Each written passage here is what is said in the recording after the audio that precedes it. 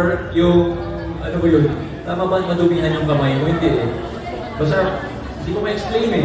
It's okay to get your hands dirty, just as long as you get the job done. Yep. Tama. Gano'n yan. Thank you! Matutong mag-ipon, mag-save, at saka okay lang yung masaktan ka para natututo ka. Yun. Oh. Yun. Nag-iisip ako pero, hindi. Sabi kasi yung dad ko passed away last year lang. So dami nang naituro sa akin ng papa ko kahit I didn't really practically grow up with him.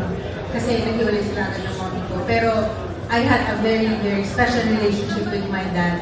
So lagi lang yung sinasabi sa akin dati, kung ano yung mga choices mo sa buhay mo, papanindigan mo yun. Kasi choice mo yun. Pinili mong gawin. So papanindigan mo. Pero wag na wag kang magpapaate. You always have to fight for yourself. Lalo na kung alam mo nasa tama. Pero hindi sa lahat ng oras na tama ka, alam mo yung lalaban ka. Parang sinasabi rin niya sa akin, choose your battles.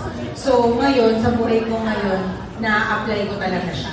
Kasi, yun nga, diba, we choose our battles. Diba, diba sa ST. So, yun. At lagi nang sinasabi, lagi mo pipiliin maging mabuting tao. Kasi importante yun. And everything else will fall into place.